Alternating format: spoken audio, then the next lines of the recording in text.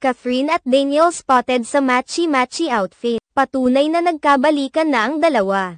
Muling naging laman ng mga usap-usapan sa ilang mga social media platforms at ilang mga entertainment sites ang dating celebrity couple na sina Catherine Bernardo at Daniel Padilla nang mapansin ang ilang mga netizens ang mga larawang kamakailan lamang kinunan kung saan parehong naroon sina Daniel Padilla at Catherine Bernardo. Trending at pinag-uusapan ngayon sa social media sina Catherine Bernardo at Daniel Padilla dahil sa napansin ng mga netizens na tila nasa iisang lugar lamang sila. Bagamat hindi naman sila nakitang magkasama sa iisang litrato, kapansin-pansin sa mga larawan na ang mga taong nakasama ni Catherine Bernardo sa larawan ay kasama rin ni Daniel Padilla. Masasabing nasa iisang lugar lamang sila at iisang pagkakataon dahil sa mga suot nitong damit. Bukod pa rito, kapansin-pansin rin ang mga suot nilang matchy outfit, parehong nakaputing tops at black pants ang dalawa. Matatandaan na marami ang nagulat nang isiwalat ni Catherine Bernardo at Daniel Padilla ang kanilang hiwalayan noong November 30,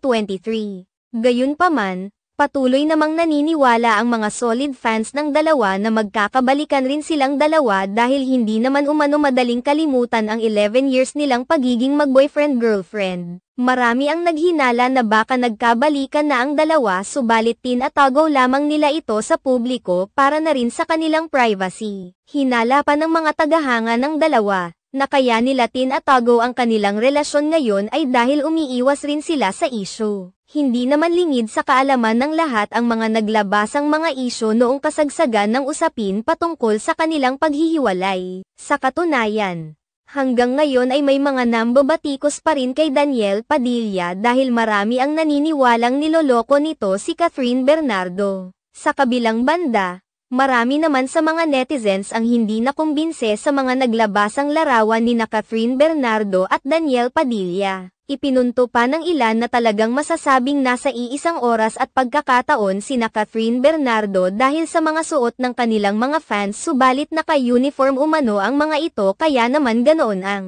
suot nila sa araw-araw.